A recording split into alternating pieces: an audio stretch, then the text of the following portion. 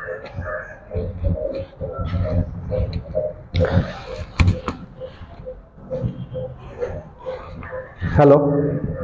नमस्कार। मैं संतोष सर, अपने YouTube channel Vijaya classes bye संतोष सर और अपने फेसबुक पेज पे आप सभी का स्वागत और अभिनंदन करता हूं।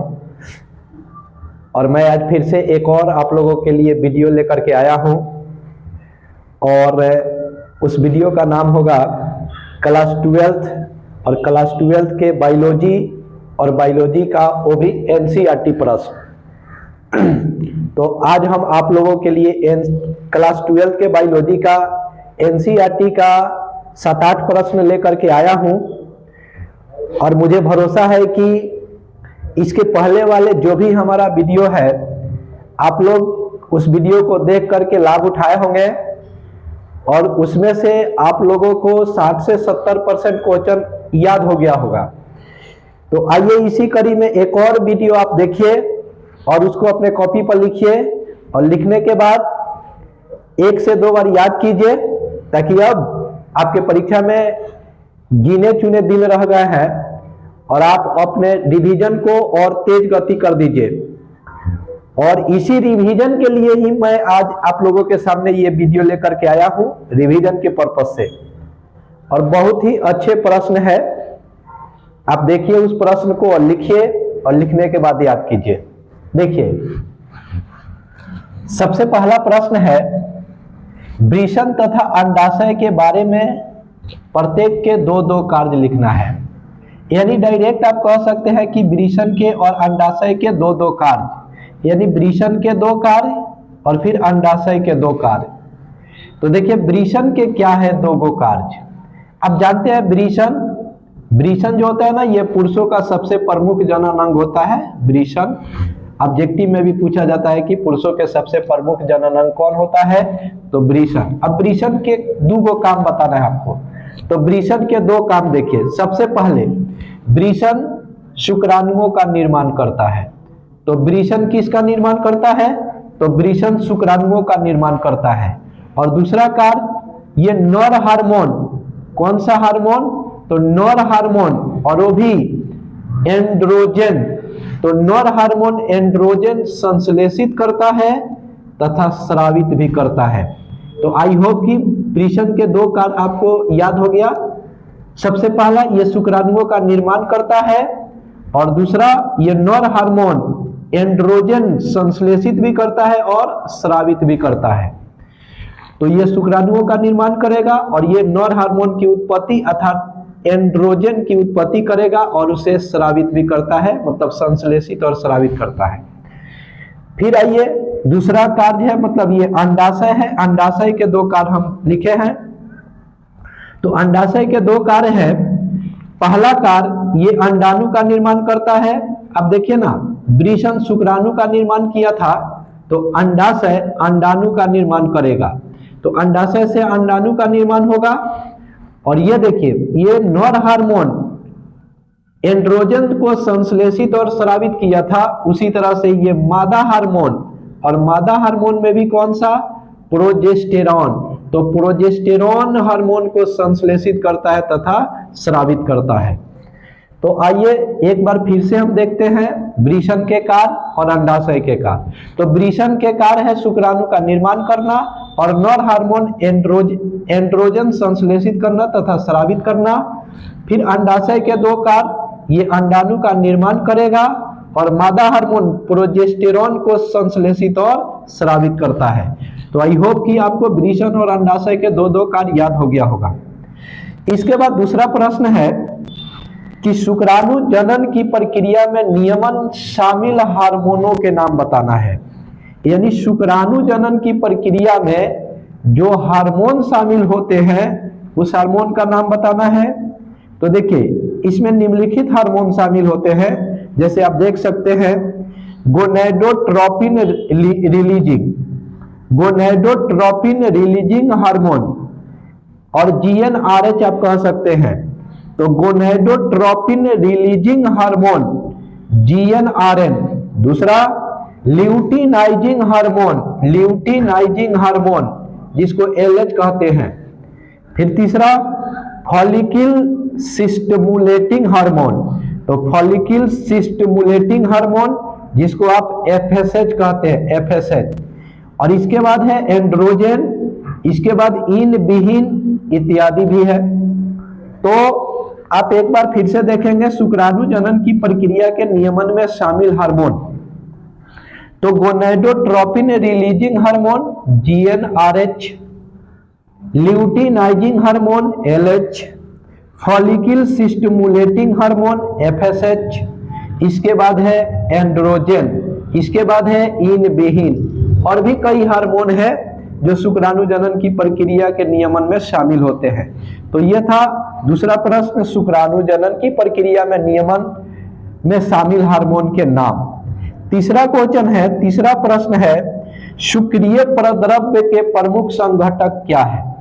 तो शुक्रिय परद्रव्य के प्रमुख संघटक आप देख सकते हैं, निम्नलिखित बोल सकते हैं कि शुक्रिय परद्रव्य के प्रमुख संघटक क्या क्या है। तो सबसे पहले फ्रुक्टोस है, फिर कैल्शियम है तथा कुछ विशिष्ट एंजाइम है। तो शुक्रिय परद्रव्य के प्रमुख संघटक में फ्रुक्टोस है जिसको फ्रक्टोस कह सकते हैं, फिर कैल्शियम है और फिर कुछ विशिष्ट एंजाइम है, और यही है शुक्रिय परद्रव्य के प्रमुख संघटक। क्या क्या? फ्रुक्टोस, कैल्शियम तथा कुछ विशिष्ट एंजाइम। इसके बाद है चौथा प्रश्न, पुरुष की सहायक नलिकाओं एवं ग्रंथियों के प्रमुख कार्य क्या है? तो पुरुष की प्रमुख है या पुरुष की सहायक नलिकाओं, तो पुरुष की सहायक नलिकाओं एवं ग्रंथियों के प्रमुख कार्य बताना है। तो पुरुष की सहायक नलिकाओं एवं ग्रंथियों के प्रमुख कार्य है, जिसमें सबसे पहले है शुक्राणुओं का निर्माण करना एवं नर हार्मोन की उत्पत्ति करना। तो ये पहला काम है कि शुक्राणुओं का निर्माण करेगा और नर हार्मोन की उत्पत्ति करता है। फिर दूसरा है शुक्राणुओं को संग्रह करना तथा उनको आगे बढ़ाना। तो इनका दूसरा काम है कि शुक्राणुओं को संग्रह करना और उनको आगे बढ़ाना। इनका तीसरा काम है चिपचिपा पदार्थ को स्रावित करना। तो तीसरा काम है चिपचिपा पदार्थ को स्रावित करना। आप फिर से एक बार देखिए पुरुष की सहायक नलिकाओं एवं ग्रंथियों के प्रमुख कार्य। तो सबसे पहले शुक्राणुओं का निर्माण करना तथा नर हार्मोन की उत्पत्ति करना। दूसरा है शुक्राणुओं को संग्रह करना तथा उनको आगे बढ़ाना। तीसरा है चिपचिपा पदार्थ स्रावित करना। एक और है इधर शुक्रिय परद्रव्य को स्रावित करना। तो शुक्रिय परद्रव्य को स्रावित करना, तो ये चार काम हो गया पुरुष की सहायक नलिकाओं एवं ग्रंथियों के प्रमुख है कार्य। तो ये चार कार्य हो गया। अब आते हैं पांचवें सवाल पे, और सवाल है कि शुक्राणु जनन किसे कहते हैं। तो ये छोटा सा एक प्रश्न है कि शुक्राणु जनन किसे कहते हैं। तो देख लीजिए यहाँ वृषण, और वो भी पुरुष का सबसे प्रमुख जनन अंग है। वृषण पुरुष का सबसे प्रमुख जनन अंग। तो वृषण में शुक्राणुओं के बनने की प्रक्रिया को शुक्राणु जनन कहते हैं। फिर से एक बार, वृषण में शुक्राणु के बनने की प्रक्रिया को शुक्राणु जनन कहते हैं। तो याद रखिएगा कि वृषण में शुक्राणु के बनने की प्रक्रिया को शुक्राणु जनन कहते हैं। इसके बाद छठवां क्वेश्चन है कि वीर्य सेचन किसे कहा जाता है। वीर्य सेचन, तो वीर्य सेचन की परिभाषा आप देख सकते हैं कि जिस प्रक्रिया द्वारा शुक्राणु शुक्रजनक नलिकाओं से मोचित होता है उस प्रक्रिया को वीर्य सेचन कहा जाता है। तो एक बार फिर से देखिए इस प्रश्न को, वीर्य सेचन को, जिस प्रक्रिया द्वारा शुक्राणु शुक्रजनक नलिकाओं से मोचित होता है उस प्रक्रिया को वीर्य सेचन कहा जाता है। और सातवां प्रश्न है आर्तव चक्र क्या है। आर्तव चक्र, इसके बाद है कि आर्तव चक्र का कौन से हार्मोन नियमन करते हैं। तो आर्तव चक्र क्या है और आर्तव चक्र का कौन से हार्मोन नियमन करते हैं। तो आइए हम लिखे हुए हैं इस प्रश्न के आंसर। देखिए आर्तव चक्र, यहां आप देख सकते हैं आराम से आर्तव चक्र। तो देखिए मादा प्राइमेटो, जैसे बंदर, कॉपी और मनुष्य। तो मादा प्राइमेटो, बंदर, कॉपी और मनुष्य में होने वाले चक्र को आर्तव चक्र कहते हैं। तो आप याद करिएगा कि मादा प्राइमेटो अर्थात बंदर, कॉपी, मनुष्य में होने वाले चक्र को आर्तव चक्र कहते हैं, और स्त्रियों में यह चक्र 28 से 29 दिनों के अवधि के बाद दोहराया जाता है। तो यहाँ से ऑब्जेक्टिव में भी सवाल पूछा जाता है कि आर्तव चक्र की पुनरावृत्ति कितने दिनों के बाद होती है, तो वही 28 से 29 दिन बताइएगा। तो यहाँ लिखा गया है कि स्त्रियों में यह चक्र 28 से 29 दिनों की अवधि के बाद दोहराया जाता है। और यहाँ आपसे पूछा गया है कि कौन से हार्मोन इसका नियमन करते हैं। तो आप देखिए हार्मोन के नाम, तो हार्मोन होगा ल्यूटिनाइजिंग हार्मोन, जिसको आप एलएच कहते हैं। फिर है फॉलिकल उत्तेजक हार्मोन, जिसको आप एफएसएच कहते हैं। तो आर्तव चक्र को नियमन करने वाले हार्मोन में है ल्यूटिनाइजिंग हार्मोन एलएच और फॉलिकल उत्तेजक हार्मोन एफएसएच। तो आई होप कि आपको आर्तव चक्र और वीर्य सेचन दोनों याद हुआ होगा। इसके बाद है 8 नंबर, और आज का अंतिम प्रश्न है, ये इस वीडियो का अंतिम प्रश्न है कि प्रसव क्या है। प्रसव क्या है और प्रसव को प्रेरित करने वाले हार्मोन के नाम लिखना है। तो सबसे पहले है कि प्रसव क्या है।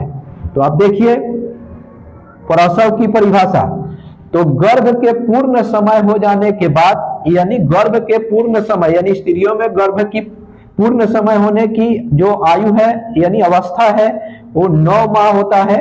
और दिन में आपको पता है कि 270 से 280 दिन भी होता है। इसको तो याद रखेंगे हम लोग कि गर्भ के पूर्ण समय यानी 9 महीना हो जाने के बाद अर्थात 270 से 280 दिन के बाद गर्भाशय में विशेष रूप से संकुचन होता है, जिसके कारण गर्भस्थ शिशु बाहर निकल जाता है।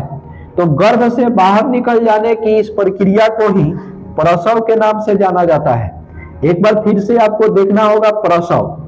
तो गर्भ के पूर्ण समय हो जाने के बाद गर्भाशय में विशेष रूप से संकुचन स्टार्ट होता है, जिसके कारण गर्भस्थ शिशु यानी गर्भ में जो शिशु पल रहा है वो बाहर निकल आता है।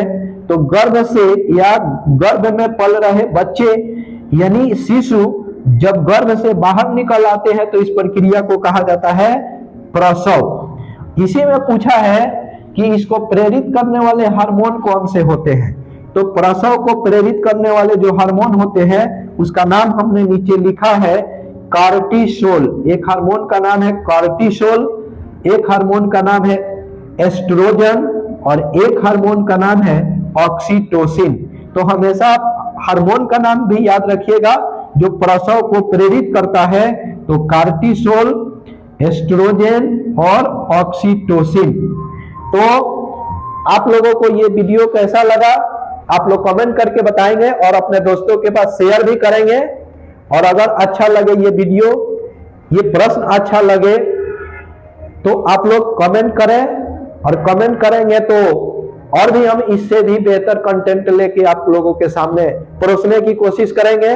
और ये वीडियो फिर से लगातार आते रहेगा, तो आप अपने दोस्तों के पास शेयर कर दीजिए ताकि वहां भी पहुंचे, उन लोगों का भी रिवीजन ठीक ढंग से हो पाए, है ना। और मेरा YouTube चैनल को आप सब्सक्राइब कर लीजिए, Vijaya classes by Santosh sir. धन्यवाद।